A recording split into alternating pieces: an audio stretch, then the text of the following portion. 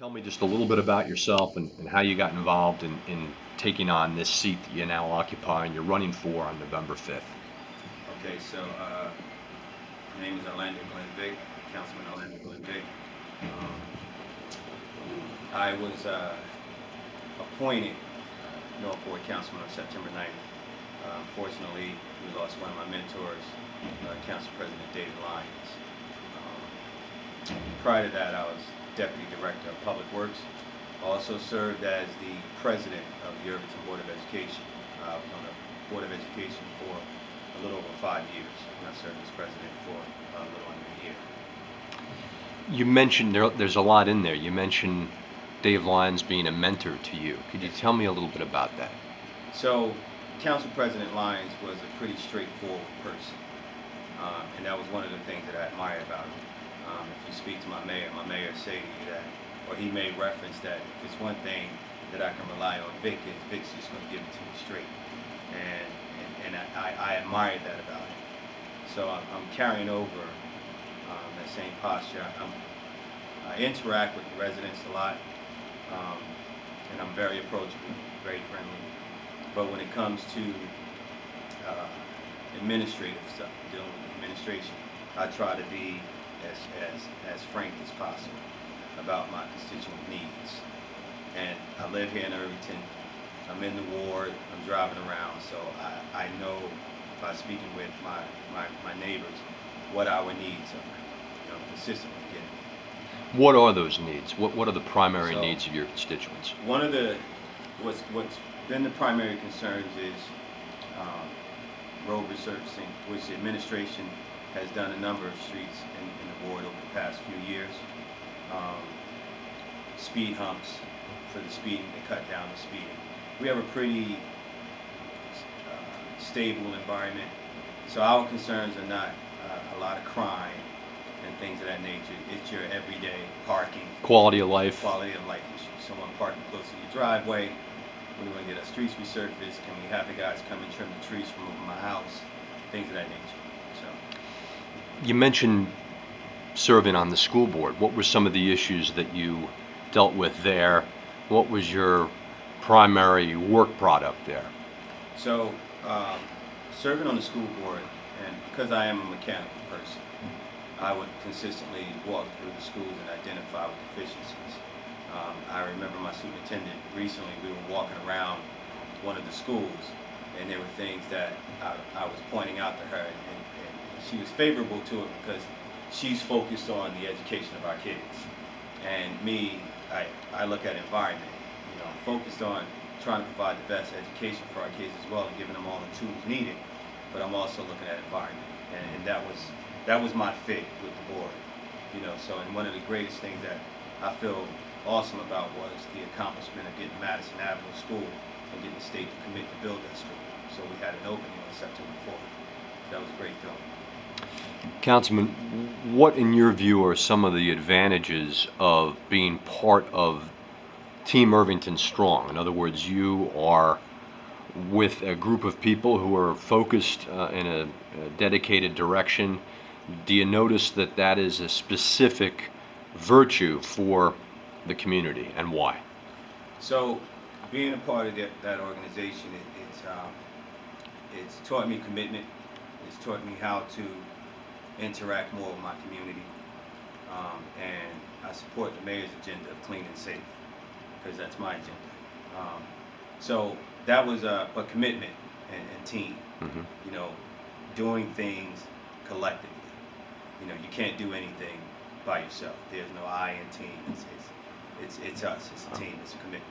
So I've gotten that from being a part of that organization. And since the mayor's not here right now, do you care to talk about where you disagree with him in substantial degree? Um, Well, actually, he is here. Sorry. so But do you have is look? You're running unopposed, Councilman. yeah. You're going to walk into office on November 5th. Why even put up an effort? Well, again, you I need to let my residents know that I'm actually running. There's still a large base of people that may not have known that I'm appointed North Ward Councilman. So we're out here, I'm talking to residents. Um, I'm still trying to facilitate their needs in a different capacity, and I'm still receiving phone calls as the deputy director of public works. And once I go to their house, because I am a hands-on person, so I drive. I don't like to hear things third hand. I want to see it for myself, and I'm informing them and making them aware of what capacity I'm serving now. Yeah, It happened so quickly yeah, that you're on the ground. yeah, Yeah, I understand. Mayor, could we bring you in? And could you talk a little bit about this transition going from uh, one councilman to his successor and what you're looking for out of the North Ward? Well, yeah, I'm pretty much looking for the same fire and desire that Council President David Lyons had. Um, Previously, people would know that me and Council President has had conversations about him retiring. So he was full aware that, I won't disclose the details of when he was planning to retire, but he was full aware that Vic was a hard worker, and Vic was poised to succeed him one day in the ward, and he was very supportive of that. Um, I try to get a basic model of clean and safe together because those are things that we can all agree upon. Making our township cleaner, making our township safer. Now, we may not always agree on what path to take to do that, but the majority of the things we can agree upon, let's get those things out of the way that we agree upon. Let's make the township better, make the township cleaner, make the township safer, and now we can look at other things like redevelopment. We look at continuing road surfacing. One of the new projects that Vic as deputy director was overseeing was the installation of the new salt dome, which we now have I completed remember. and- I remember and when up it and opened. running. So, Yes. I mean, there's so many good things that are going on here in the township of Irvington that we want to keep that being the norm, and we keep pushing forward. I always say that anybody that's here that's an elected official, once they go home and go to sleep at night, as long as they feel confident that they put their best foot forward, that's all anybody can ask for. Anything to add to that, Councilman? absolutely. Everything that my mayor just said. Again, when I got involved in Irvington politics, I was already serving my community, not realizing as a property owner and a landlord, but I supported his vision, and his vision coincided with my vision. So it just made a great match. And I've been having fun with this. That's the whole thing, is that I'm still having fun with this. When I interact with my constituents and the residents here in Irvington, not just in North Ward, but in the township as a whole, I'm still having fun with this. So What led you into public service to begin with? What was that path for you into public service? one of my mentors, God bless his soul, Bilal Beasley. As a resident, I would always reach out to Councilman Beasley and for services. Hey, and one day he had said to me, well, Tony. Yeah. Give him a call. And the conversation started from there. There was a conversation had, and if I had interest, and then he decided to run for public office, and had asked me to be on his exploratory committee. And I inquired about what my role would be, and I took an interest. But it was mainly supporting my mayor, and it turned out to be just an incredible experience ever since. And that was a long time ago. That was a long time That's ago. funny. That was a long time ago Yeah. that we did that. How long ago was that? Oh man, it was at least. I've been here 5 years as mayor, so at least 3 years prior to that. Yeah. Right. I'd say Right. 2012, 2013, Yeah. something like that. So it was around that, and in building up the community, I equate it to a football team. We all have a role. Somebody has to be the quarterback. Somebody has to be the running back. Somebody has to block. Somebody has to be the wide receiver. But everybody on the team has to play their role. That's the only way, as a unit, we all win. That's the only way the township of Irvington can win. I've seen, other folks saying, well, you need people to be, contrary to what the mayor or the administration is doing. And yes, you should be contrary if it doesn't serve the best interests Yeah. of the residents. But you can't be contrary to be contrary. You can't have that mindset going in. What works for the community that we can all agree upon, let's agree upon it. What doesn't, we can explain and have dialogue and see where we can meet in the middle. But it's all about the community. We put the community first. That's what we care about. We care about taking care of the residents. 'Cause I tell people I don't have no other agenda. I'm not planning to go to Washington or go down to Trenton. That's not why I'm in this. I'm in this because I just want to take care of my home. And I see like-minded people like Councilman Vick and Councilwoman Beasley, who are invested here, who've been around, who've been in the trenches before the titles. You know, when you look around, some people come up every 4 years, because they want the title. And my question is, well, tell me what you were doing prior to this. Have you involved in any nonprofits? Have you done anything working with the children of the community? Have you done anything working with the seniors? What was your contribution to this community? Because we just build upon that. If you're already got something going on, we can build upon that. But if not, then you're just looking for a title, and that doesn't interest me. Let me ask you this, gentlemen. I'll ask you both. As Irvington allies who are each dedicated to moving the city in the same direction, what are some of the town's challenges in a larger sense when you look at trying to secure funding? What are the specific crisis points in your town that you need people outside the town to, recognizing the readership of Insider NJ, to be aware of? What are your needs as elected officials looking for help too and assistance from Trenton, the state, etc.? Well, it's always twofold. Let me first say that the governor has been very responsive, very supportive of what we do here, along with our representative here in the 28th Legislative District, Senator Rice, Assemblyman Ralph Caputo, Assemblywoman Cleopatra Tucker. We all work as a unit. Aside from that, the support we get from Essex County, from the county executive, and the Board of Chosen Freeholders is bar none. We all work together in unison as a team. That Salt Dome is an example, right? They were involved. That's a perfect example. A lot of our DOT money for the road resurfacing projects that we've done that have come from the state. The additional things that have been put in place by this county executive and this governor, both on two fronts, have helped us build up this township. Now, we're not where we want to be, but we're on the right path. And I like to see progress every day.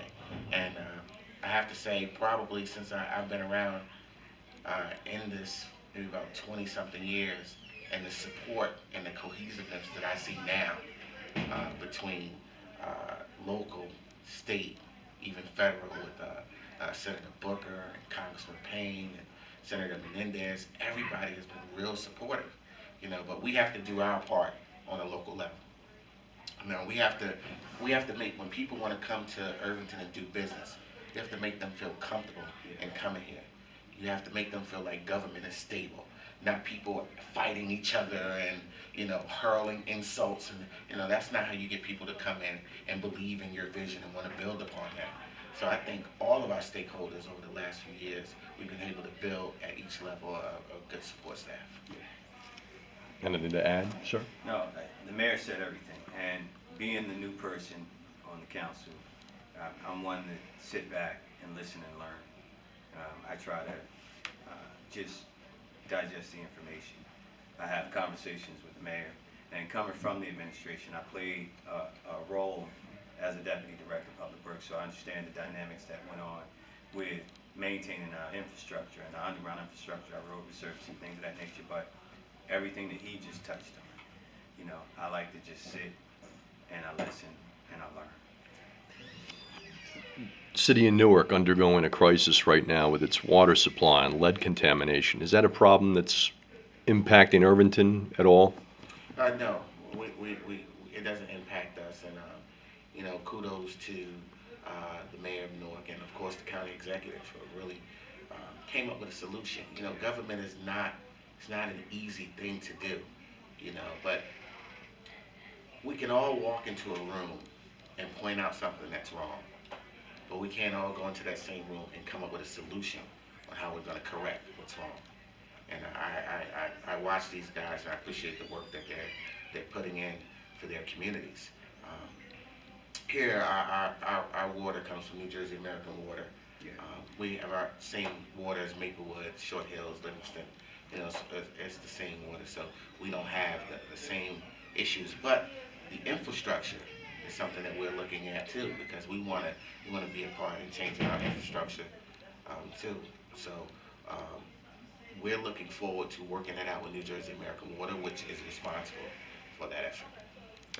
Mayor, it's interesting you point out the good relations you have with the different strata of government, and yet there is some significant fracture in state government, and yet you're managing to maintain good relations with both sides of that equation. You've got a good relationship with the governor and with the county executive and your legislators who have differing points of view. I don't think it's quite easy to put Senator Rice in any camp.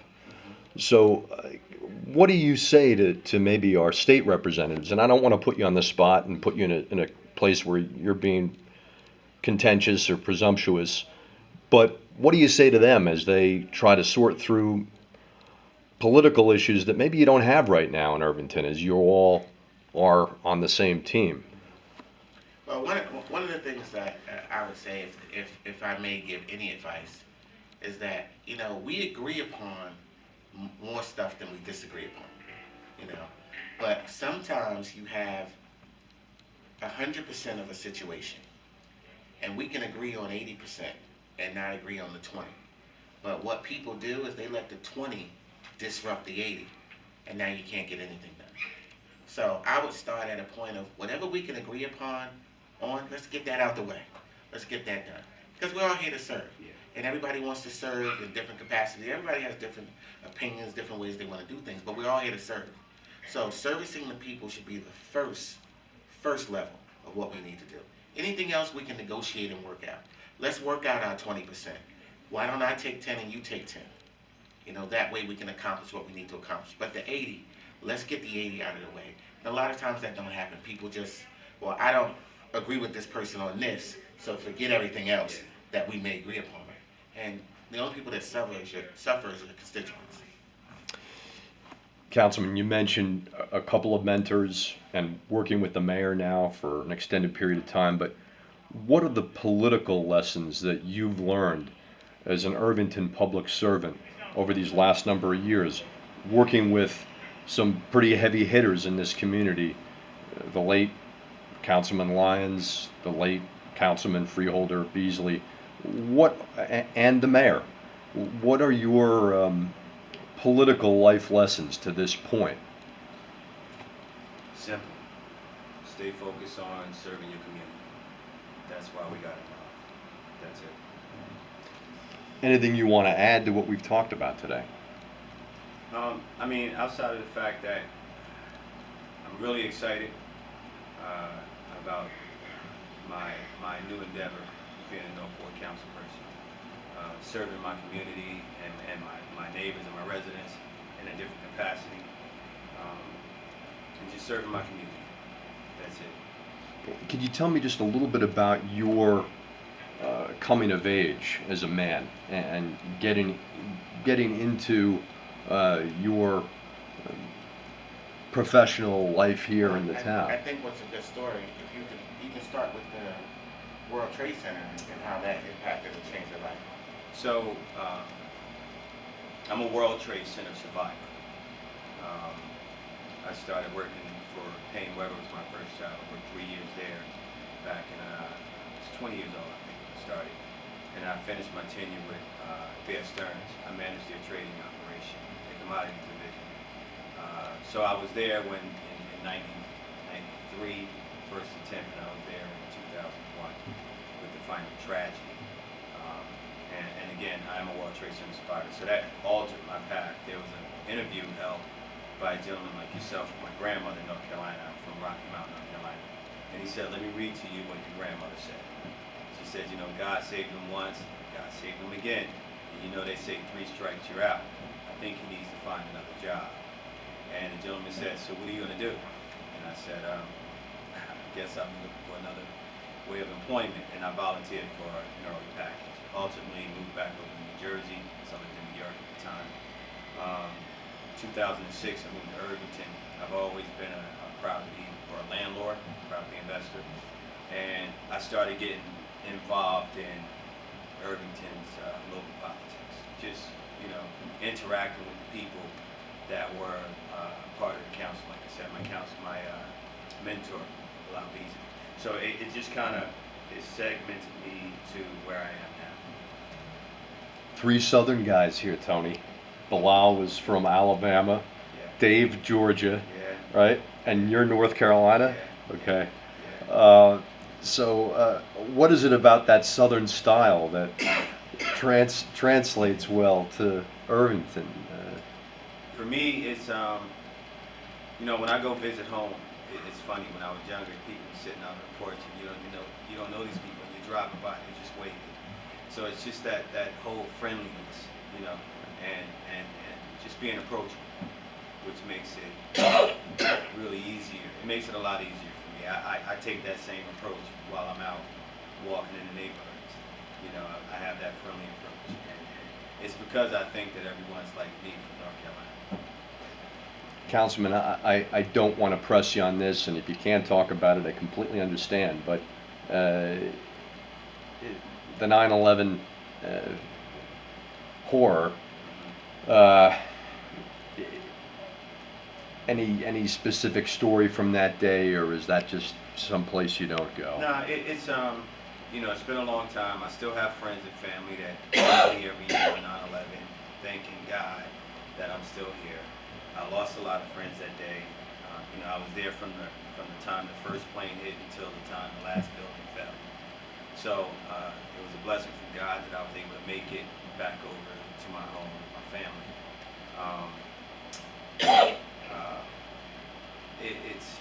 It's just a blessing. I'm blessed. I'm blessed, and I identify with that every day. Every day that I wake up, I know that I'm blessed. Mayor, anything to add?